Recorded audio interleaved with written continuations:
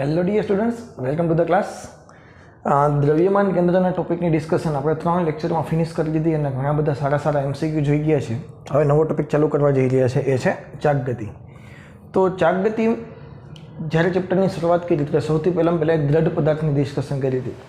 દ્રઢ પદાર્થ છે એક આદર્શ કલ્પના છે કે ભાઈ જેમાં કણો વચ્ચેનું અંતર છે અચળ જળવાતું હોય. ગમે તે પ્રક્રિયા થાય, બે કણા વચ્ચેનું અંતર ક્યારેય બદલાતું હોવું જોઈએ નહીં. તો આવો જ કોઈ એક દ્રઢ પદાર્થ છે.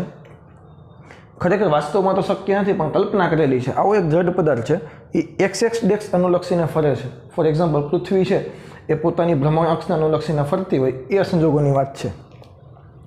તો આવો કોઈ એક અનઇવન શેપનો દ્રઢ પદાર્થ કેન્દ્ર સીને અનુલક્ષીને અથવા તો એક્સને અનુલક્ષીને ફરે છે. તો આમાંનો કોઈ એક કણ છે પી, એ પણ ફરતો હશે કે નહીં હોય? તો પી છે આ વર્તુળાકાર કેન્દ્ર પર ફરતો હશે. વર્તુળાકાર સી કેન્દ્ર અને આર ત્રિજ્યાનું જે વર્તુળ બને એના પર ફરતો હશે. ક્લિયર? હવે હું એક પણ વ્યાખ્યા તમને આમાં લખાવવાનો નથી હું, કારણ કે મારે વ્યાખ્યા સાથે કંઈ લેવા દેવા નથી. તમારે વાંચવી હોય તો વાંચી શકો છો.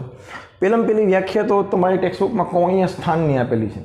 સ્થાન શું કહેવાય? કોઈ પણ સમયે પદાર્થની પોઝિશન તમને બતાવતું હોય. તમને મેં કહું 5 સેકન્ડે કણનું સ્થાન ક્યાં છે, તો એને કહેવાય કણનું સ્થાન. સમજી છે? જે જગ્યાએ હોય તે જગ્યાએ. ફોર એક્ઝામ્પલ, કણ છે એ પી સ્થાન પર છે. હાલો, તો એની વ્યાખ્યા આપવી હોય તો કે ભાઈ કેન્દ્ર સાથે કર્ણનું જે સ્થાન છે, હાલનું જે સ્થાન, એના સ્થાન સદીશે સંદર્ભ રેખા સાથે બનાવેલો ખૂણો. અને સંદર્ભ રેખા આપણે જનરલી કોને લઈએ છીએ? એક્સ અક્ષને લઈએ છીએ. એક્સ અક્ષવાળી જે લાઈન હોય એને સંદર્ભ રેખા તરીકે લઈએ. તો સંદર્ભ રેખાથી કર્ણ જે જગ્યાએ છે તે બિંદુના સ્થાન સદીશે બનાવેલો ખૂણો, એને કહેવાય કર્ણનું સ્થાન. તો એની તો મારે કંઈ જરૂર પડતી નથી ક્યારે. પહેલી વ્યાખ્યા હોય જે કે પેરામીટર શીખવાના છે આમાં, એ પહેલું છે કોણીય સ્થાનાંતર. તમે રેખીય સ્થાનાંતર તો શીખી ગયા. માનો કે t=0 સમયે કણ અહીંયા હતો, 1 સેકન્ડે પદાર્થ અહીંયા ગયો હતો, આ થઈ ગયું એનું સ્થાનાંતર. એ આવા માર્ગે ગયો હોય તો પ્રારંભિક સ્થાન અને અંતિમ સ્થાન વચ્ચેનું અંતર એને જ કહેવાય સ્થાનાંતર. ક્લિયર? હવે કોઈ એક પદાર્થ એવો છે, માનો કે મારી મુંડી છે 360 ડિગ્રી રોટેટ કરે છે, નથી જ કરતી, અહીંથી આમ બસ 180 કદાચ થઈ જતી હશે. હા, 360 ડિગ્રી રોટેટ કરે છે એવું માની લો. કોઈ સુંદર કન્યા અહીંથી આવે છે. અત્યારે મારી પ્રારંભિક સ્થિતિ આ છે. હવે કોઈ સુંદર કન્યા આવે છે તો મારી મુંડી આટલી ફરે છે. તો આટલું જે કર્યું ને એને કહેવાય કોણીય સ્થાનાંતર. ભેજામાં જાય છે ચોક્કસ સમયગાળામાં કર્ણના સ્થાનમાં થતો ફેરફાર, પરંતુ કયા સ્વરૂપમાં? એંગલના સ્વરૂપમાં. ભેજામાં જાય આ કર્ણ છે પી થી પી સુધી પહોંચે. ધારો કે t=0 સમયે કર્ણ છે એ પી બિંદુ પાસે હશે અને કંઈક ડેલ્ટા ટી સમય જેટલા ગાળામાં કર્ણ છે એ અહીંયા પહોંચી ગયો. તો ડેલ્ટા ટી સમયગાળામાં ડેલ્ટા થીટા જેટલું સ્થાનાંતર થયું. હા કે ના? તો એને કહેવાય કોણીય સ્થાનાંતર. આ ભેજામાં ગયું. કોણીય સ્થાનાંતર કોને કહેવાય? આપેલા ચોક્કસ સમયગાળામાં કર્ણના સ્થાનમાં થતો ફેરફાર. તો હવે થોડુંક તમને મારે એક વસ્તુ બતાવી છે કમ્પેરિઝન કરીને. રેખીય ગતિ અને ચાક ગતિની થોડીક કમ્પેરિઝન કરાવી છે. બેયમાં ફરક ક્યાં છે? એટલે એક જ વખતમાં આપણો કેસ સોલ્વ. વધારે કોઈ લખવાની કે કંઈ ડિસ્કશન કરવાની જરૂર જ નથી. બધું એકમાં પૂરું. રેખીય ગતિ અને ચાક ગતિ. ચાલો, પહેલાં તો રેખીય સ્થાનાંતર શું હોય? રેખીય સ્થાનાંતર કાં તો તમે ડેલ્ટા એક્સ લખો અથવા તો તમે એક્સ લખો. હા કે ના? અને આનો તમે એકમ શું લખો? એકમ લખીએ મીટર. અને સ્થાનાંતર છે એ કેવી રાશિ છે? સદિશ રાશિ છે. બધી ઇન્ફોર્મેશન હું અહીં લખી દઉં છું. આનું પારિમાણિક સૂત્ર લખવું હોય તો લખી શકો તમે. ચલો, આમાં કોઈને કંઈ ડાઉટ છે? બધી વસ્તુ મેં લખી નાખી. તો અહીંયા ચાક ગતિમાં કયું સ્થાનાંતર આવે? કોણીય સ્થાનાંતર. શું આવે? કાં તો તમે એને ડેલ્ટા થીટા વડે દર્શાવો અથવા તો ખાલી થીટા વડે દર્શાવો. ક્લિયર? આનો એકમ થશે ડિગ્રીમાં નહીં લખીએ આપણે. કેમાં લખશું? રેડિયનમાં લખશો. કેમાં લખશો? રેડિયનમાં. મુંડી મારી ફરે છે તો 90 ડિગ્રી ફરતી હોય તો π/4 લખવાના. 2 લખવાના. 90 ડિગ્રી નહીં લખવાનું. કેમાં લખવાનું? રેડિયનમાં. આ પણ સદિશ રાશિ છે. અને આનું પારિમાણિક સૂત્ર m0l0t0, કારણ કે રેડિયનને દર્શાવવા માટે કોઈ પારિમાણિક સૂત્ર mLTમાં આવતું નથી. આ એક વસ્તુ ખબર હોવી જોઈએ. ચાલો હવે સ્થાનાંતર પછી આવે સીધું વેગ. તો સરેરાશ વેગ અને તત્કાલીન વેગ બે વેગ હતા. તો સરેરાશ રેખીય વેગ લખવો હોય તો તમે શું લખી શકો? Delta omega by delta x by delta T. હા કે ના? જો ડેલ્ટા ટી ટેન્સ ટુ 0 હોય, સમયગાળો ખૂબ નાનો હોય, તો આ વસ્તુ તમે તત્કાલીનમાં રૂપાંતર કરી શકો. તત્કાલીન વેગ v બરાબર dx બાય dt. સરેરાશ વેગ છે, વેગ લખો એટલે સદિશ રાશિ છે. જો આ વસ્તુ ઝડપ હોત તો અદિશ રાશિ થાત, એ તને ખબર જ છે. હા કે ના? જો ઝડપ હોત તો અદિશ રાશિ છે, એટલે હું લખી દઉં.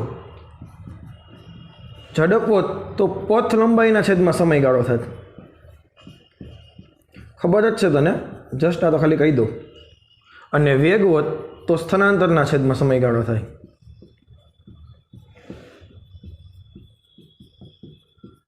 હા કે ના? હવે તત્કાલીન વેગ છે એ સદિશ રાશિ છે. હા કે ના? તત્કાલીન વેગ છે એ સદિશ રાશિ છે. એની દિશા કઈ આવે? તો કે સ્થાનાંતરની દિશામાં જ આવે. તત્કાલીન વેગની દિશા કઈ દિશામાં આવે? સ્થાનાંતરની દિશામાં. એકમ છે મીટર પ્રતિ સેકન્ડ. પારિમાણિક સૂત્ર છે m0l1t0. આ શું છે? વેગ. વેગ સદિશ રાશિ છે, આ ઝડપ છે એ અદિશ રાશિ છે.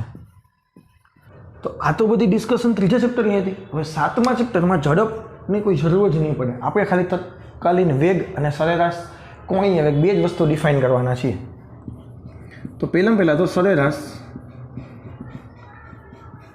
કોણીય વેગ, એની સંજ્ઞા છે ડેલ્ટા ઓમેગા. શું છે? Delta omega is equal to delta theta by delta T, કોણીય સ્થાનાંતર છેદમાં સમયગાળો. હવે આમાં પણ જો સમયગાળો સૂક્ષ્મ હોય, જો ડેલ્ટા ટી ટેન્સ ટુ 0 હોય, તો આ કેમાં રૂપાંતર થઈ જાય? સરેરાશ છે એ તત્કાલીનમાં. તત્કાલીન ન લખો તો પણ ચાલે, ખાલી કોણીય વેગ બોલો તો. પરંતુ સરેરાશ હોય ત્યાં તમારે સરેરાશ બોલવું પડે, એ ખબર છે. ઓમેગા બરાબર ડી થીટા બાય ડીટી. અહીંયા dx બાય ડીટી હતું, અહીંયા ડી થીટા બાય ડીટી છે. ક્લિયર? હવે આનો એકમ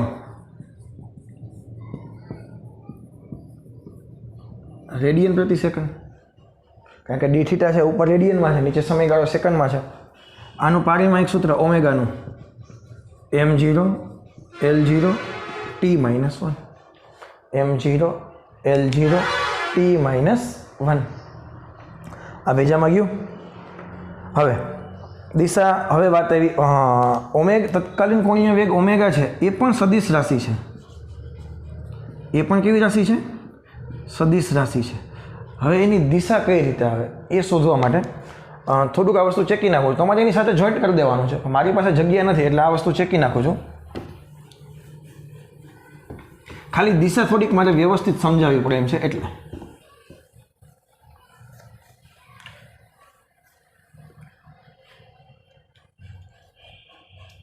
ઓકે, તમને ખબર છે જ્યારે કોઈ કણ છે એ વર્તુળાકાર માર્ગ પર ગતિ કરતો હોય તો આ બિંદુએ એનો વેગ કઈ દિશામાં હોય? માનો કે કણ આ બાજુ ગતિ કરે છે, આ બિંદુએ એનો વેગ કઈ દિશામાં હોય? એ બિંદુએ દોરેલા સ્પર્શકની દિશામાં.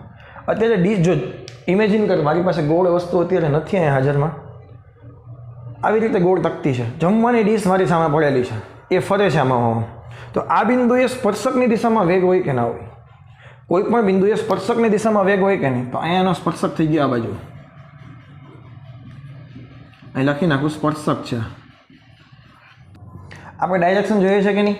ઓમેગાની ડાયરેક્શન કેની જોઈએ છે? ઓમેગાની દિશા આપણે જોઈએ છે. હવે સાંભળીએ, બહુ અગત્યનું છે. જ્યારે મેં તમને નિયમિત વર્તુળાકાર ગતિ ચેપ્ટર શીખવાડ્યું હતું ત્યારે મેં તમને લખાયું હતું કે વી વેક્ટર બરાબર omega vector cross R vector. अथवा આપણે જનરલી ખાલી બોલતા હતા v બરાબર r ઓમેગા v બરાબર r ઓમેગા બોલતા હતા, પરંતુ મેં તમને કીધું હતું જો v બરાબર r ઓમેગા લખશો તો યાદ રાખવામાં વાંધો નથી મૂલ્ય, પરંતુ દિશા કરતી વખતે વિરુદ્ધ ડાયરેક્શન આવશે. કારણ કે પેલો હોય એના બાજુ અથડી રાખવાની હોય. a ક્રોસ b તમે લખો, સાંભળજો હું જે બોલું તે, a ક્રોસ b લખો તો એ બાજુ અથડી રાખવાની હોય. માનો કે a આ બાજુ છે, b આ બાજુ છે, તો એ બાજુ અથડી રાખવાની હોય, બી બાજુ ઘુમાવવાની હોય, તો બહાર તારો સી પરિણામી સદિશાનો આવે. તો અહીંયા વી વેક્ટર છે એ સ્પર્શકની દિશામાં છે. વી વેક્ટર કઈ દિશામાં છે? મતલબ પેલી ડીશ છે આપણી, એમાં વી વેક્ટર આ બાજુ છે, આર વેક્ટર આ બાજુ છે. તો પહેલાં તો બેના પૂછ ભેગા કરી દો. સાંભળજે, આ કઈ ડાયરેક્શન થઈ ગઈ? R vector. વી વેક્ટર કઈ બાજુ છે? બોર્ડના સમતલની અંદર. એટલે આમ એક્ઝેક્ટ તો જશે નહીં 3 ડાયમેન્શનમાં, એટલે હું આ બાજુ દર્શાવું છું. આ સમજી લેજે બોર્ડના સમતલની અંદર છે. આ શું છે?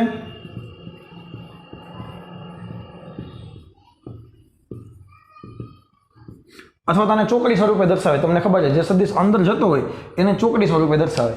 તો મારે ઓમેગાની ડાયરેક્શન એવી લખવી પડે કે જેથી કરીને ઓમેગા ક્રોસ આર કરું તો મને બોર્ડના સમતલની અંદર વી વેક્ટર મળે. ના ખબર પડી. ઓમેગા મારે એવી રીતે મૂકવો પડે કે જેથી કરીને ઓમેગા ક્રોસ આર કરું તો મને વી વેક્ટરની દિશા મળે. હવે સાંભળો, આર વેક્ટર તો ફિક્સ જ છે. કઈ બાજુ છે? આ બાજુ. માનો કે હું ઓમેગા તમારી બાજુ રાખું તો ઓમેગા બાજુ આંગળી રાખું, આર બાજુ ઘુમાવું તો મને ક્યાં વીની ડાયરેક્શન મળી? વીની ડાયરેક્શન તો બોર્ડના સમતલની અંદર જવી જોઈએ. માનો કે હું આ બાજુ રાખું નીચે તરફ, તો ઓમેગા બાજુ આંગળી રાખું, આર બાજુ ઘુમાવું તો તમારા તરફ આવે. મારે તો એની વિરુદ્ધ દિશામાં જવાનું છે, એટલે આને મારે દીધું પલટી. ઓમેગા બાજુ અથડી રાખું, આર બાજુ ઘુમાવું, બોર્ડના સમતલની અંદર આવી વીની ડાયરેક્શન, તો ઓમેગાની ડાયરેક્શન કઈ થઈ ગઈ? ઉપર તરફ. એટલે અહીંયા જો ઓમેગા દર્શાવવો હોય તો ઓમેગાની ડાયરેક્શન આવશે ઉપર તરફ. આ બીજામાં ગયું. એક મેથડ આ છે. આ વી કઈ છે? બોર્ડના સમતલની અંદર. ઓમેગાની દિશા એવી રીતે મૂકવાની જેથી કરીને બોર્ડના સમતલની અંદર આવે. આના કરતાં ઇઝી કરી દો એક, બહુ ઇઝી. માનો કે કોઈ તકતી છે, પરિભ્રમણ કરે છે.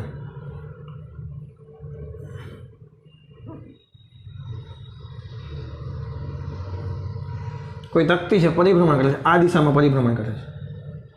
કઈ દિશામાં પરિભ્રમણ કરે છે? આ દિશામાં. આમાં ઘૂમે છે ને, તો આપણે આંગળીઓ છે ને એ દિશામાં ઘુમાવી દેવાની. આમાં ઘૂમે તો આંગળી આમ દિશા, અંગૂઠો કઈ દિશામાં આવ્યો? આ બાજુ આવ્યો કે નહીં? તો એ થઈ ગઈ ઓમેગાની ડાયરેક્શન. ઇમેજિન કરો, તમારી તકતી કઈ દિશામાં ઘૂમતી હતી?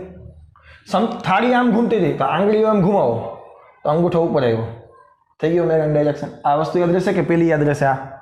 આ થોડી ટફ છે, આર વેક્ટર અને વી વાળી. પરંતુ આ ફોર્મ્યુલા યાદ રાખજો, આ ફોર્મ્યુલા યાદ રાખજો. બાકી શું?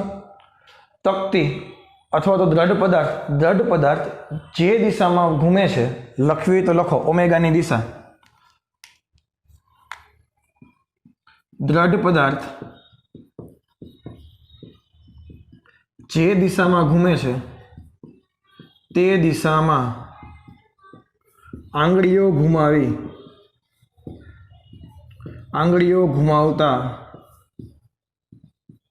અંગૂઠો ઓમેગાની દિશા દર્શાવે.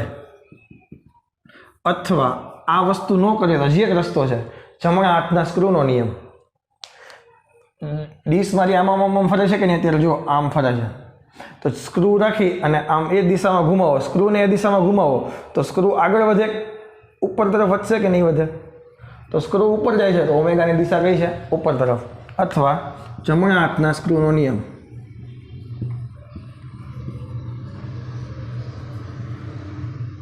આ જમણા હાથના સ્ક્રૂનો નિયમ જ છે, એનો અલ્ટરનેટિવ છે. આપણને જમણા હાથનું સ્ક્રૂ દરેક વખતે ફેરવવામાં અઘરું પડે એટલે આપણે હથેળી યુઝ કરતા હતા. યાદ કરો. તો હથેળી ઘુમાવવાની. માનો કે આ જ રિંગ છે, આ જ પદાર્થ છે, એ આવી રીતે ઘૂમતો હોત તો આંગળી એમ ઘુમાવત તો અંગૂઠો આ બાજુ આવે, તો આ થઈ ગઈ ઓમેગાની દિશા. પેજામાં ગયું. આ વસ્તુ ખબર પડી કે ના પડી? તો આ થઈ ગયું ઓમેગાની દિશા. આ રીતે યુઝ કરી શકો, આ રીતે પણ કરી શકો. ફોર્મ્યુલા લખી નાખજો. એ લખવાનું ઓમેગાની દિશા એવી રીતે લખવાની કે જેથી કરીને ઓમેગા ક્રોસ આર કરો તો વી આવે. ક્લિયર? અહીંયા મારી પાસે આર અને વી તો છે જ, ઓમેગા મારે મૂકવો પડ્યો, પણ એના માટે થોડીક લોજિક લગાવવું પડ્યું હતું. ચલો ક્લિયર? આ થઈ ગઈ ઓમેગા એટલે કે રેખીય પ્રવેગ. હવે રેખીય વેગ અને કોણીય વેગની ડિસ્કશન થઈ ગઈ. હવે વાત આવ્યો રેખીય પ્રવેગ અને કોણીય પ્રવેગ.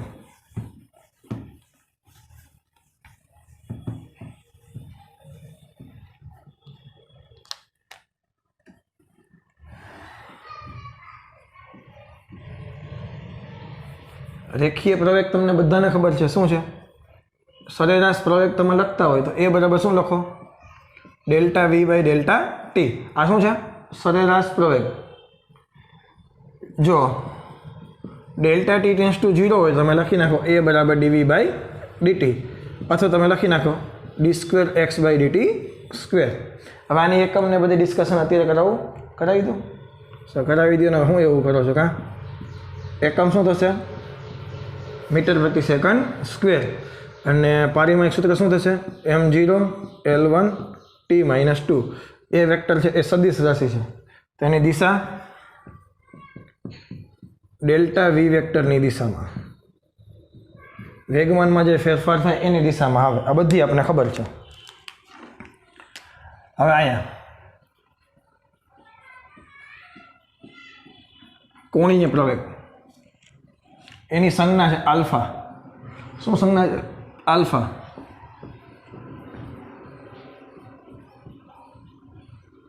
કાંઈ છે જ નહીં, બધું ત્રીજા ચેપ્ટરની જેમ જ, ખાલી સંજ્ઞા બદલાવતી જવાની. જો ડેલ્ટા ટી ટેન્સ ટુ 0 હોય તો આલ્ફા બરાબર શું થઈ જાય? D omega by DT. આ પણ સદિશ રાશિ છે, અથવા તો D square theta by DT square. આનો એકમ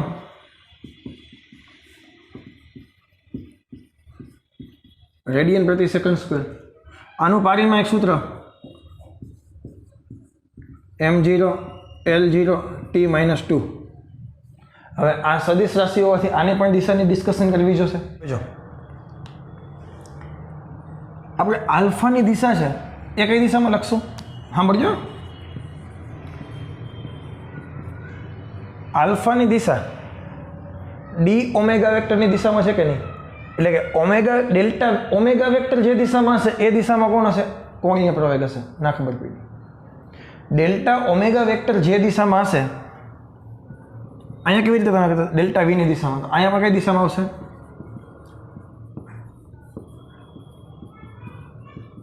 હવે જો આ ટોપિકની ઓલરેડી મેં નિયમિત વર્તુળાકાર ગતિના પાર્ટ 2માં ડિસ્કશન કરાવી નાખેલ છે, એટલે મેં બધું અત્યારે એકસાથે લખી નાખ્યું છે. ઓલરેડી એમાં ડિસ્કશન થઈ ચૂકી છે. કેવી રીતે ડિસ્કશન થઈ હતી તમને ખબર છે? એ વેક્ટર બરાબર ડીવી વેક્ટર બાય ડીટી થાય. આ તો ત્રીજું ચેપ્ટર છે. વી બરાબર એક ફોર્મ્યુલા મેં તમને શીખવાડ્યું, જે અગાઉ પણ શીખવાડેલું હતું, omega vector cross R vector. V બરાબર આર ઓમેગા બોલીએ છીએ આપણે, પરંતુ સદિશ સ્વરૂપે ઓમેગા ક્રોસ આર વેક્ટર છે. યાદ રાખજો, બાકી ડાયરેક્શન ઊંધી આવશે. આનું વિકલન કરું તો થોડોક ગુણાકારનો નિયમ આપણે જનરલી શું કહેતા હતા? પેલું એમનું બીજાનું વિકલન વત્તા બીજું એમનું પહેલાંનું વિકલન, એવી રીતે ગમે તે. પરંતુ ડાયરેક્શન સહિત તમે વિચારો તો પેલું એમનેમ રાખી દીધું મેં, બીજાનું વિકલન કર્યું, પ્લસ આરનો ઓમેગાનું વિકલન કરી નાખ્યું, આર એમનેમ રાખ્યા. નિયમમાં કોઈ ભંગ નથી થયો. પેલું એમનેમ બીજાનું વિકલન વત્તા બીજું એમનેમ પહેલાંનું વિકલન, પરંતુ ડાયરેક્શનને સેટ કરવા માટે મેં આવી રીતે લખેલું છે.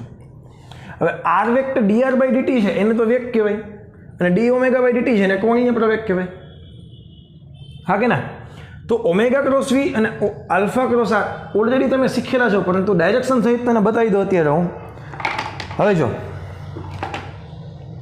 આ આર વેક્ટરની દિશા, સ્પર્શક એટલે અંદરની બાજુ વી છે. આ વી વેક્ટર છે એ અંદર છે, સ્પર્શક છે, એ તો ખબર પડે કે નહીં?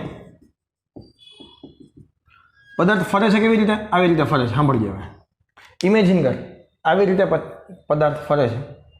તો આ થઈ ગયો એનો આર વેક્ટર. આર વેક્ટર ધન એક્સ દિશામાં છે, એટલી તો ખબર પડી. આર વેક્ટર ધન એક્સ દિશામાં છે. ઓમેગા વેક્ટર પથ્થર આમ ઘૂમે છે, પદાર્થ આમ ઘૂમે છે, તો ઉપર તરફ આવે. જે દિશામાં ઓમેગા વેક્ટર હોય એ જ દિશામાં આલ્ફા હોય.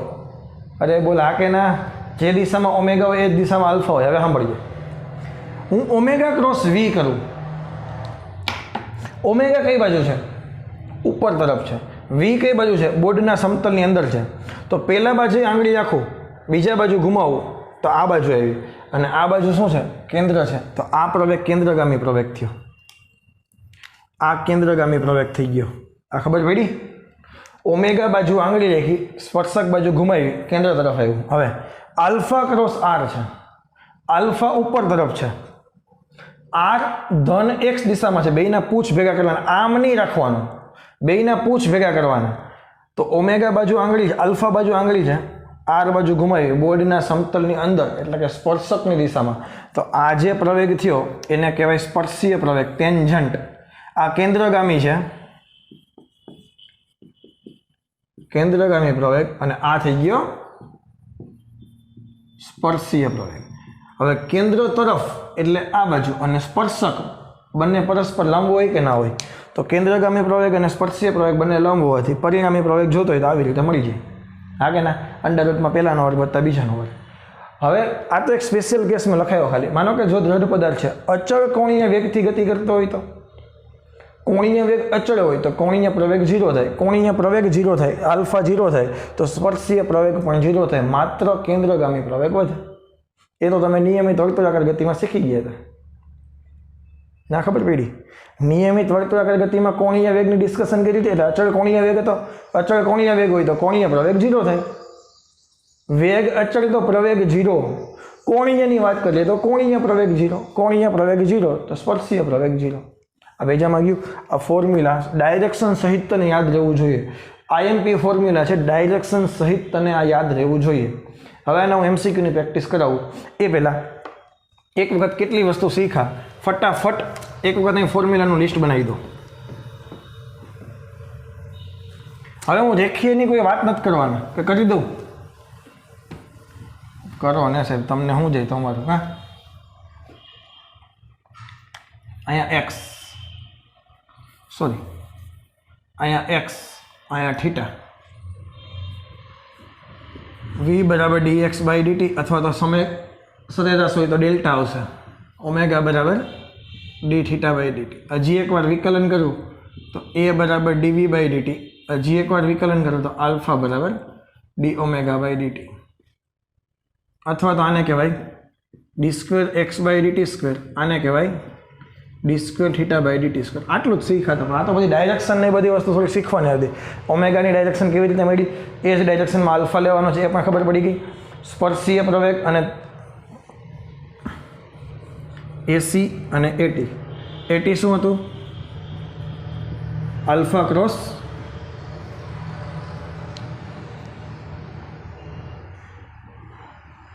આલ્ફા ઉપર આર આ બાજુ આલ્ફા ક્રોસ આર હતું અને આ શું હતું કેન્દ્રગામી પ્રવેગ ઓમેગા કેન્દ્રગામી પ્રવેગ કેન્દ્ર તરફ લઈ આવવાનું છે ઓમેગા વેક્ટર ક્રોસ વી વેક્ટર કારણ કે ઓમેગા ઉપર તરફ છે વી સ્પર્શકની દિશામાં છે આમ કરીને આમ કરો તો કેન્દ્ર તરફ આવે આ બે ફોર્મ્યુલા તને ખબર હોવી જોઈએ ક્લિયર આટલી વસ્તુ જ આજના લેક્ચરમાં શીખ્યા પરંતુ લેક્ચર કેટલો બધો લાંબો થઈ ગયો પણ આ બધી વસ્તુ મારે બેઝિક્સ તને શીખવાડવાની છે હવે ને એમસીક્યુમાં કંઈ છે જ નહીં જુઓ તમે એક વખત ચાલુ થશે ખબર જ નહીં પડે શોર્ટ પૂરા થઈ જશે પછી બીજી એક વસ્તુ જેવી રીતે રેખીય ગતિગત મારે અચળ પ્રવેગી ગતિના સમીકરણ લખ્યા હતા વી બરાબર v0 પ્લસ એટી ડી બરાબર v0t plus 1/2 AT square V square minus v0 square બરાબર 2ad તો આ જ ફોર્મ્યુલા હું ચેન્જ કરી દઉં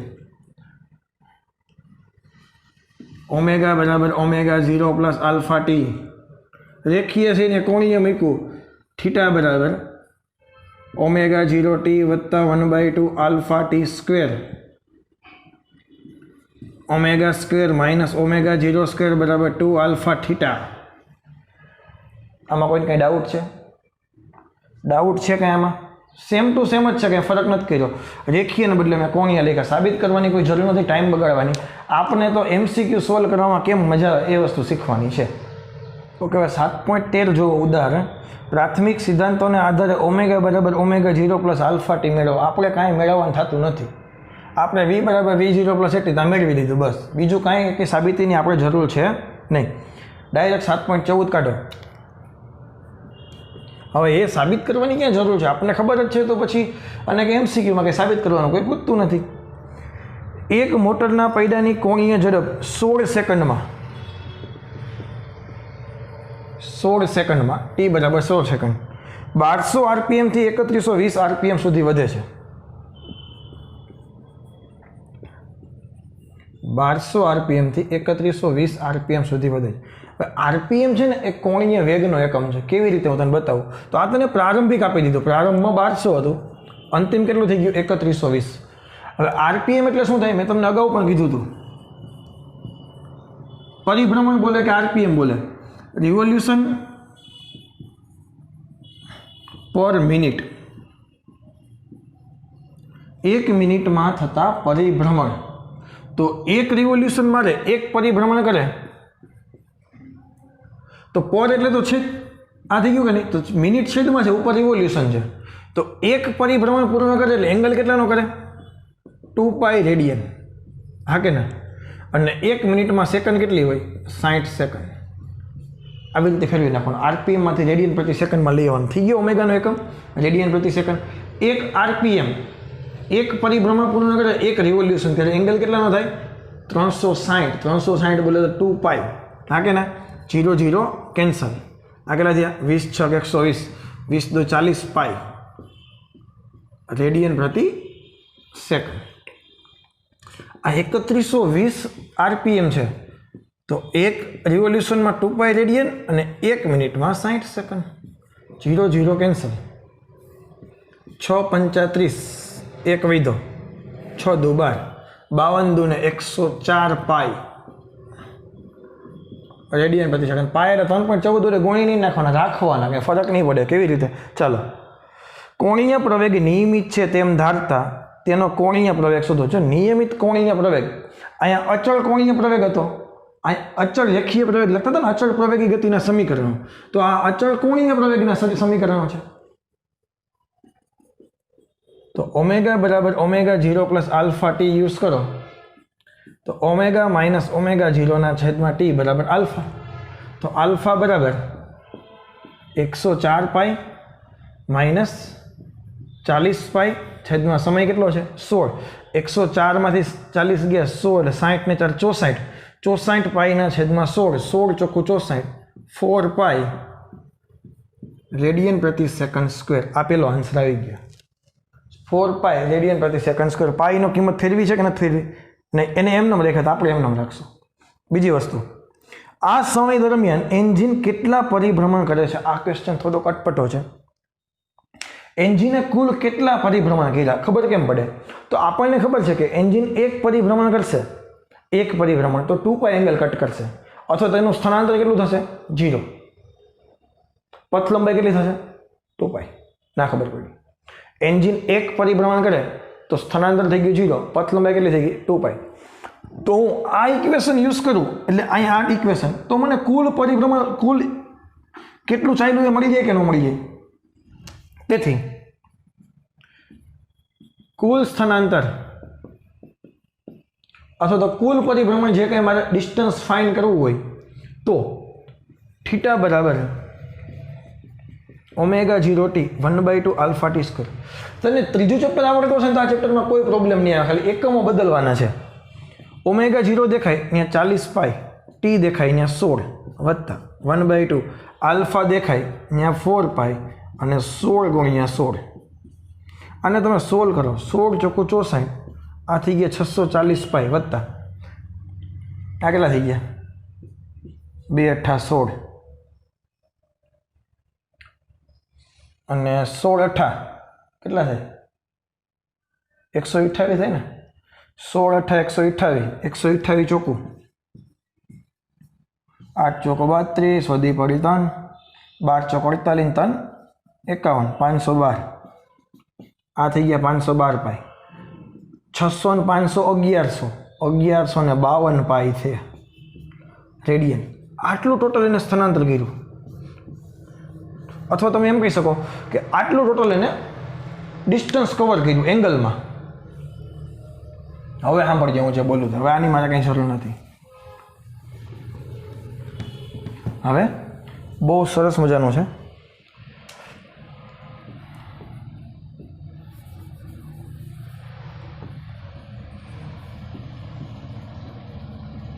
હું એક ત્રિરાશી બનાવવા જાઉં છું. 2π રેડિયન કટ કરે તો પરિભ્રમણ કેટલાનું થાય? 1. 2π રેડિયન કટ કરે તો પરિભ્રમણ કેટલાનું થાય? 1નું. તો મેં તો ટોટલ કેટલા રેડિયન કટ કર્યા? 1152 પાઈ. તો કેટલા પરિભ્રમણ થાય? ભેજામાં ગયું તને 2 છક 12, સોરી 2 પંચા 10, 1 વૈધો, 2 સત્તા 14, 1 વૈધો, 2 છક 12, 556 પરિભ્રમણ પૂર્ણ કરે. તને ના ખબર પડી ગઈ તને ખબર? શું કર્યું? થોડોક પહેલાં વ્યવસ્થિત તને સમજાવું. આ પહેલાં તો આજે તારે શીખવાનું છે RPM વાળું. આ તારા માટે નવું છે. એને કેવી રીતે કટ શીખશું? 2π/60 વડે મલ્ટીપ્લાય કરીને. ક્લિયર? એ થઈ ગયું. પછી તો તમને કીધું હતું કે પ્રવેગ નિયમિત છે, તો નિયમિત પ્રવેગી ગતિના સમીકરણો યુઝ કર્યા અને આલ્ફા મળી ગયો. પછી તમને એમ કીધું કે કેટલા પરિભ્રમણ આ સમયગાળા દરમિયાન કેટલા પરિભ્રમણ કરે. તો પહેલાં તો આપણને ખબર છે એક પરિભ્રમણમાં 2π કાપે તો ટોટલ ગોતી લઈએ. તો ટોટલ માટે મેં ફોર્મ્યુલા યુઝ કર્યો, ટોટલ ગોતી લીધા અને એને 2π વડે ભાંગી નાખ્યા. ક્લિયર? તમારી દર્પણમાં આના સિવાયના બીજા 2 ક્વેશ્ચન સાઈડમાં આપેલા છે. તમારી દર્પણ જોશો તેમાં પ્રેક્ટિસ માટે 2 આપેલા છે. એ તમે જાતે કરી નાખજો. હું એની રકમ નથી લખાવતો. હું એના સિવાયના MCQની તમને પ્રેક્ટિસ કરાવું જો કે તમારી પાસે નથી. ક્લિયર છે? ઓકે. 5 દાખલા છે. આ 5 દાખલા એટલે આજનો જે ટોપિક શીખા છે ને લગભગ પ્રેક્ટિસ થઈ જશે. પછી થોડા ઘણા દાખલા તમને આપીશ MCQ સ્વરૂપે. તો પછી આજનો લેક્ચર આપણે ફિનિશ કરી દઈશું. પછી નેક્સ્ટ લેક્ચરમાં નવા ટોપિક સાથે ફરીથી મળવાના છીએ. પહેલાં નીચેથી MCQ સોલ્વ કરતા જઈએ, ઉપર તરફ જતા જઈએ. જો કોઈ બિંદુનો સ્થાન સદિશ એટલે શું થઈ ગયું? R vector. હા કે ના? કેટલો આપેલો છે? I + 2j + 3k મીટરમાં આપેલો છે. અને તેનો કોણીય વેગ ઓમેગા કેટલો આપેલો છે? I - j + k હોય તો એટલે કણનો રેખીય વેગ કેટલો થાય? હવે રેખીય વેગનું ફોર્મ્યુલા તમને બધાને ખબર છે. V વેક્ટર બરાબર ઓમેગા ક્રોસ R છે. R ક્રોસ ઓમેગા નથી તો ડાયરેક્શન ઊંધી આવશે. V બરાબર R ઓમેગા બોલીએ છીએ પરંતુ ડાયરેક્શન સ્વરૂપે ઓમેગા ક્રોસ R છે. તો આ તો સદિશોનો સદિશ ગુણાકાર થયું. તો આના માટે આપણે મેથડ યુઝ કરવી પડે નિશ્ચાયક વાળી. ડબ્બો I J કે મેં તમને કીધું તો આની ઘણી બધી પ્રેક્ટિસ થઈ જશે. પહેલાં હોય એના સહગુણકો 1 - 1 1 R વેક્ટરના 1 2 3. આનો x જે પણ તમને બધાને ખબર છે. આ એક કેવા આવશે? માઇનસ આવશે. તો પહેલાં આડી લાઈન વિચારીએ આપણે I કેરેટ. તો આ લાઈન ગઈ, આ લાઈન ગઈ, વધ્યું શું? આ 2 વધ્યા. એક સ્ટેપ વધારે લખું છું જેથી કરીને તમને વાંધો ન આવે. જે માઇનસ સહિત આવશે કારણ કે આનો x જે તમને ખબર ને બધાને માઇનસ છે. આ લાઈન ગઈ, આ લાઈન ગઈ, 1 3 1 1 એવી રીતે લખશું ને. 1 1 1 3. ચલો હવે છેલ્લું છે પ્લસ k કેરેટ. આ લાઈન ગઈ, આ લાઈન ગઈ, 1 - 1 1 2. ક્લિયર? કરો. -3 આ ઓફિશિયલ નિશાની 2 1 2. આ માઇનસ છે 3 માંથી 1 જાય વત્તા k 2 1 2 આ નિશાની અને 1 - 1 એટલે -1. આ -5i -2 છે 2 ને 1 3 વત્તા 3k. આ બધાને હવે સદિશો ગુણાકાર કરતા આપણે આવડી ગયો છે. ચાલો હવે છે ને આપણને એવું કીધું છે કે 220 સેન્ટીમીટરનો પરિઘ ધરાવતા 220 સેન્ટીમીટરનો પરિઘ. હવે પરિઘ તમને ખબર છે R ત્રિજ્યાનું પડ્યું હોય તો પરિઘ કેટલો થાય? 2πr. તમને આખો 2πr 220 સેન્ટીમીટર આપી દીધો છે એટલે અલ્ટિમેટલી તમે જોવા જાઓ તો 2.20 મીટર થાય. ખબર પડી? પરિઘ એટલે મેં ડાયરેક્ટ 2πr લખી નાખ્યા. થોડીક તો બુદ્ધિ દોડે કે નહીં આપણી. સમતલ રસ્તા પર 9 કિલોમીટર પ્રતિ કલાકની ઝડપથી ગબડી રહ્યું છે. એક પડ્યું છે એ 9 કિલોમીટર પ્રતિ કલાકની ઝડપથી ગબડી રહ્યું છે. તો 5/18 કરો, 9 દુ 18, 2.5 મીટર પ્રતિ સેકન્ડ. આ એનો વેગ થઈ ગયો. તો 1 સેકન્ડમાં કેટલા પરિભ્રમણ કરે? હવે તમને ખબર છે 1 સેકન્ડમાં થતા પરિભ્રમણ એને કહેવાય આવૃત્તિ. ના ખબર પડી? 1 સેકન્ડમાં એક પરિભ્રમણ માટે લાગતો સમય એને કહેવાય આવર્તકાળ. ઓમાં યાદ કરો, એક દોલન માટે લાગતો સમય એને આવર્તકાળ કહેવાય, અને 1 સેકન્ડમાં થતા દોલનોની સંખ્યા એને કહેવાય આવૃત્તિ. તો ત્યાં દોલનના સ્વરૂપમાં છે, અહીંયા પરિભ્રમણના સ્વરૂપમાં છે. તો એક પરિભ્રમણ માટે લાગતો સમય એને કહેવાય આવૃત્તિ. હું થોડુંક લખી દઉં અહીંયા તમે.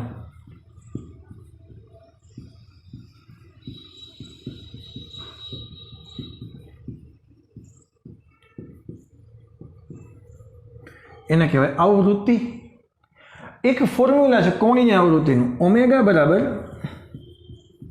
આ તમે જે કોણીય વેગ બોલતા હતા ને, આ એ કોણીય વેગ જ છે. એનો ફોર્મ્યુલા છે 2πf, અથવા તો એફ નો લખો હોય તો ત્યાં એન લખો. ઘણા બધા લોકો ત્યાં એન લખે છે, અને તારે એન જ ફાઇન કરવાનો તમને કીધો. શું ફાઇન કરવાનો કીધો? એન ફાઇન કરવાનો કીધો છે. એક પરિભ્રમણ માટે લાગતો સમય એ જ તમને ફાઇન, સોરી, 1 સેકન્ડમાં થતા પરિભ્રમણની સંખ્યા એન લખો કે એફ લખો, વોટેવર. હવે આપણી પાસે ફોર્મ્યુલા છે v બરાબર આર ઓમેગા. તો ઓમેગા બરાબર શું થશે? v/r. ક્લિયર? તો મારી પાસે v છે અને આખું 2πr પણ છે. આખું 2πr બરાબર 2.20 છે અને v બરાબર 2.5 છે. 1 પોઈન્ટ સમથિંગ આન્સર આવશે. તો આ ભેજામાં ગયું. આ એક ફોર્મ્યુલા યાદ રાખવાનું છે. 14મા ચેપ્ટરમાં તમે ઓલરેડી શીખી જશો. કેટલામાં ચેપ્ટરમાં? 14th ચેપ્ટરમાં, દોલનવાળા ચેપ્ટરમાં તમે શીખશો. તો ત્યાં સુધી યાદ તો રહી જશે. એમાં કંઈ અઘરું નથી. ઓમેગા બરાબર 2πn યાદ રાખો, ચાલશે. અને આ એકાદો MCQ છે, એટલે કે એટલા બધા વધારે કંઈ MCQ છે નહીં. ચાલો, એકાદો MCQ વિકલનનો છે આપણી સામે, જોઈ લઈએ. તમને એમ કીધું કે થીટા છે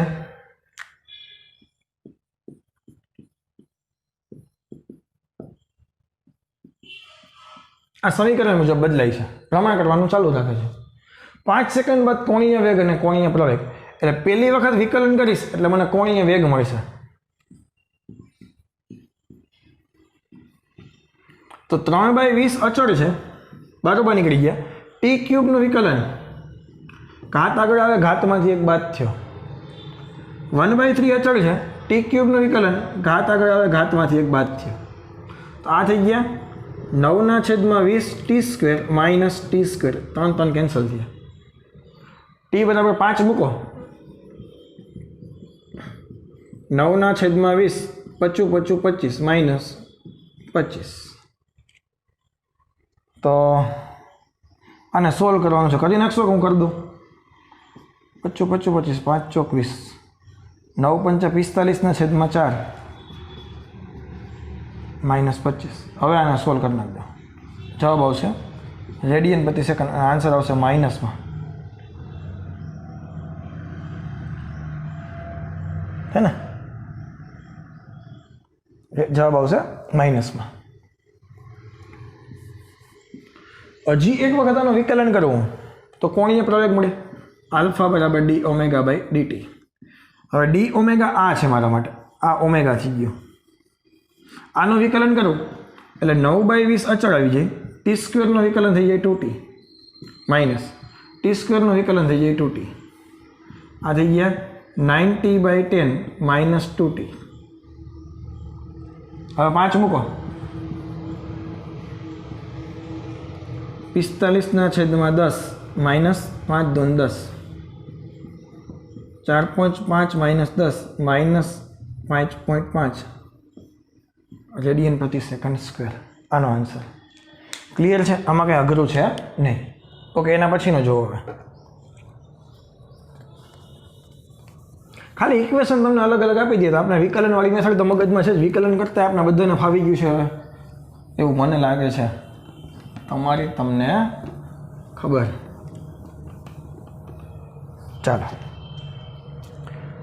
1200 RPMની કોણીય ઝડપથી ભ્રમણ કરતો વ્હીલ 4 રેડિયન પ્રતિ સેકન્ડના દરથી ધીમું પડતું જાય છે. પ્રારંભિક તમને આપેલું છે 1200 RPM. મજા ન આવે. 1200 ગુણ્યા બોલો 2π/60 રેડિયન પ્રતિ સેકન્ડ. 60, હા, 20 × 40π. 4 રેડિયન પ્રતિ સેકન્ડના દરથી ધીમું પડે છે. પ્રવેગ આપ્યો પણ ધીમો પડવાનો હતો. પ્રવેગ કેવો છે? પ્રતિપ્રવેગ છે.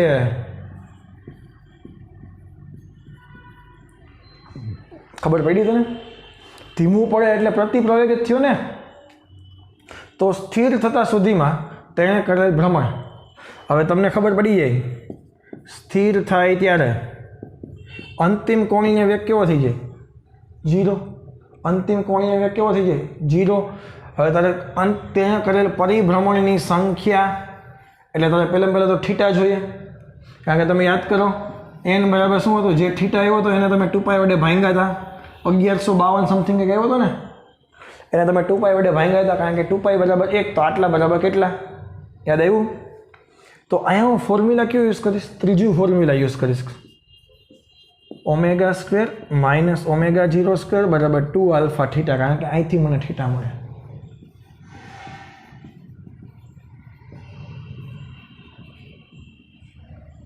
ઓમેગા કેટલા છે? 0. આ કેટલા છે? 40 નો વર્ગ 1600 પાઈ સ્ક્વેર છેદમાં 2 અને આલ્ફા દેખાય ત્યાં -4 એટલે -8 થયા, માઇનસ માઇનસ પ્લસ થયા 8 હોય તો 200 પાઈ સ્ક્વેર આન્સર આવશે કે નહીં? 0 1600 2 ના 2 આલ્ફા દેખાય ત્યાં 4 -8 16 -200 પાઈ સ્ક્વેર. આ થઈ ગયો તારો થીટા. હવે પરિભ્રમણ આ ફોર્મ્યુલા પાછું કેવી રીતે બનાવ્યું તે વખત બનાવી દઉં. પરિભ્રમણ અને થીટા, જો થીટા 2π હોય તો પરિભ્રમણ 1 થાય, તો 200 પાઈ સ્ક્વેર હોય તો પરિભ્રમણ કેટલા થાય? કેટલા પરિભ્રમણ થયા? 100 પાઈ. અને હવે પાઈ દેખાઈને મૂકી દો 3.14 એટલે 314 છેદમાં 100 મૂકો તો કેટલા પરિભ્રમણ થઈ ગયા? 314 પરિભ્રમણ. આ દાખલામાં કાંઈ છે નહીં. ત્રીજું ચેપ્ટર આવડતું હોય ને તો આ દાખલા બધા આવડે. ખાલી ફરક ક્યાં પડે છે? એકમોનો ચેન્જ થઈ જાય છે, બીજું કાંઈ છે નહીં. ક્લિયર? અને મારો પર્સનલી ફેવરિટ દાખલો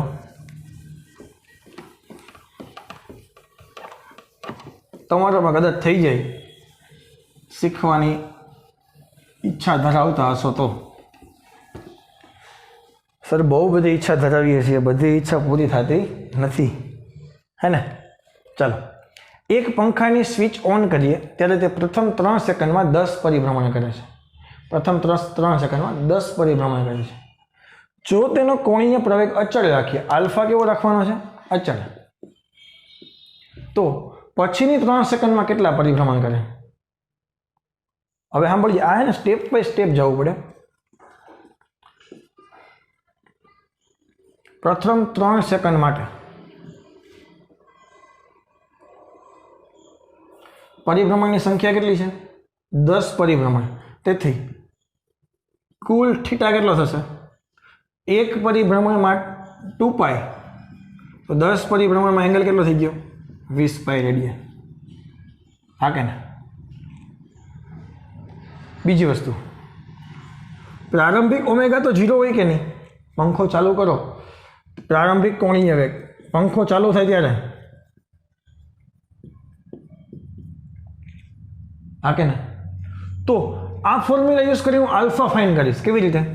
થીટા બરાબર ઓમેગા 0t વત્તા 1/2 આલ્ફા ટી સ્ક્વેર. અહીંથી મને શું મળી જશે? આલ્ફા મળી જશે.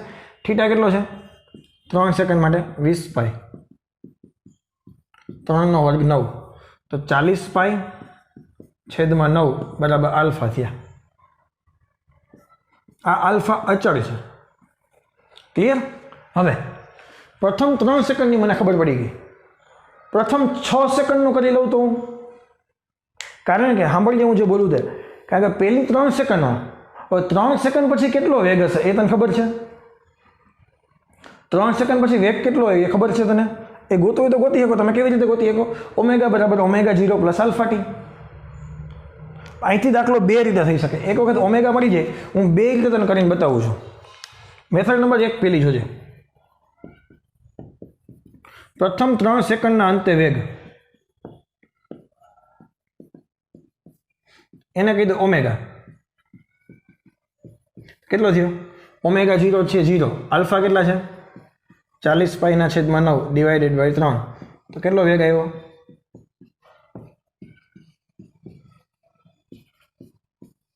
આ પ્રથમ 3 સેકન્ડના અંતે વેગ આવ્યો. હવે જોજે પછીની 3 સેકન્ડ માટે,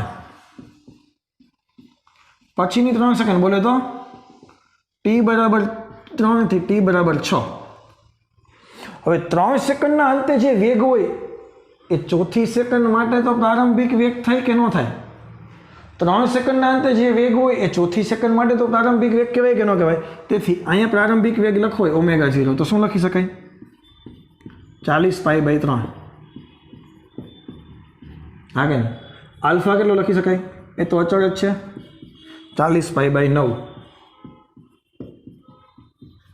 હવે આ 4 થી 6 સેકન્ડ દરમિયાન થતું સ્થાનાંતર ગોતવું હોય t બરાબર 4 થી 6 દરમિયાન, તો ફોર્મ્યુલા મૂકો ω0t વત્તા 1/2 આલ્ફા t સ્ક્વેર. ω0 કેટલા છે? 40π/3. t કેટલા મૂકો? 3 થી 6 એટલે ટોટલ કેટલા થાય? 6 - 3 લખું જો એટલે હું પ્રોબ્લેમ ન આવે તને. વત્તા 1/2 આલ્ફા દેખાઈને કેટલા લખી શકાય? 40π/9 અને ટી સ્ક્વેર દેખાઈને કેટલા શકીએ? 3 9 9 9 કેન્સલ, 3 3 કેન્સલ. આ થઈ ગયા 40π, આ થઈ ગયા 20π. જવાબ કેટલા આવ્યો? 60π. તો આ થીટા થઈ ગયો 60π. તો બાકીની 3 સેકન્ડમાં કુલ આટલું સ્થાનાંતર કટ કર્યું એને. તેથી પરિભ્રમણ જોતા હોય તો θ/2π. હવે તો ખબર પડી ગઈ ને? 60π ડિવાઇડેડ બાય 2π. જવાબ આવે 30 પરિભ્રમણ. આ એક મેથડ. આવી રીતે આપણે દાખલો કરી શકાય. બીજી મેથડ, હવે છે ને તમે જે પ્રથમ 3 સેકન્ડ લખ્યું ને એને બદલે પ્રથમ 6 સેકન્ડ લખી નાખીએ. ડાયરેક્ટ પહેલેથી લઈને 6. પ્રથમ 6 સેકન્ડ માટે તો હવે તો ω0 બરાબર 0 થાય. આલ્ફા બરાબર એ તો કોમન જ છે 40π/9. ટી બરાબર કેટલા લખી નાખશું? 6. તો ડાયરેક્ટ અહીંથી થીટા મળશે. કેવી રીતે મળશે?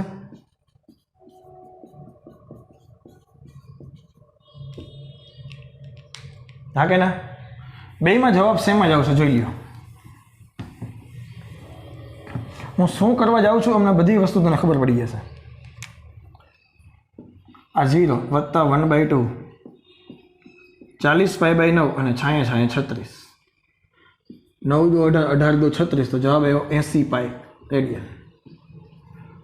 ક્લિયર? પ્રથમ 6 સેકન્ડ થીટા બરાબર t બરાબર 0 થી t બરાબર 6 એના બે ભાગ પાડીને કે થીટા બરાબર t બરાબર 0 થી t બરાબર 3 વત્તા થીટા t બરાબર 4 થી t બરાબર 6. આ કેટલા છે? 80π. 0 થી 3 માં કેટલા હતા? તો કે 20π. તો આ કેટલા થઈ ગયા?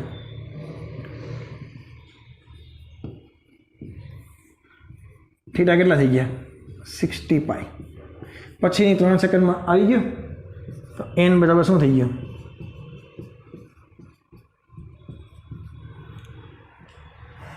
લાગે છે કાંઈ કરું છે ને? એકદમ ઇઝી. આમાં કોઈ જાતનું કાંઈ ટેન્શન લેવાની જરૂર છે નહીં. એક પોઈન્ટ હજી મારે કહેવાનો રહી ગયો, મને એમાં તો પૂરું થઈ જશે, પણ એક પોઈન્ટ મારા મગજમાં ક્લિક થાય છે એ હું કહી દઉં તમને. હવે જો એક નાનો એવો MCQ છે અને એક મેં નોટ લખેલી છે કે દ્રઢ પદાર્થમાં કોઈ બિંદુની સાપેક્ષે અન્ય બિંદુનો તમારે કોણીય વેગ જોતો હોય, કોઈ પણ બિંદુની સાપેક્ષે કોઈ પણ બિંદુનો કોણીય વેગ જોતો હોય તો હંમેશા તે અચળ જ હોય. અને એ કેટલો હોય? તો કે જે સ્પીડથી પદાર્થ ફરે છે, જે કોણીય વેગથી પદાર્થ ફરે છે એના જેટલો જ હોય. ક્યારે? દ્રઢ પદાર્થ હોય ત્યારે. તમને એમ કીધું છે કે એક દ્રઢ પાતળું સ્થળ છે O બિંદુમાંથી પસાર થાય છે અને તેના સમતલને લંબ અક્ષને અનુલક્ષીને ફરે છે. ફોર એક્ઝામ્પલ આવી રીતે ફરે છે અને આસપાસ આવી રીતે 10 રેડિયન પ્રતિ સેકન્ડથી ફરે છે. બિંદુ બીનો એને અનુલક્ષીને કોણીય વેગ, બિંદુ બીનો એને અનુલક્ષીને કોણીય વેગ કેટલો હોય? દ્રઢ પદાર્થમાં એનો ઓની સાપેક્ષે, ઓનો બીની સાપેક્ષે, બીનો ઓની સાપેક્ષે, એનો બીની સાપેક્ષે, વોટેવર ગમે તે પૂછે કેટલો હોય? જે ઝડપથી પદાર્થ ફરે છે એટલો જ હોવો જોઈએ. એકદમ નાનો એવો પણ કન્ફ્યુઝ કરી દે એવો MCQ છે. તો બસ આજના લેક્ચરમાં અહીંયા સુધી રાખીએ છીએ. આશા રાખું છું કે ખબર પડી ગઈ હશે. થોડીક પ્રેક્ટિસ કરજો એટલે થઈ જશે, એમાં કંઈ અઘરું છે નહીં. Okay, thank you very much. Have a nice day.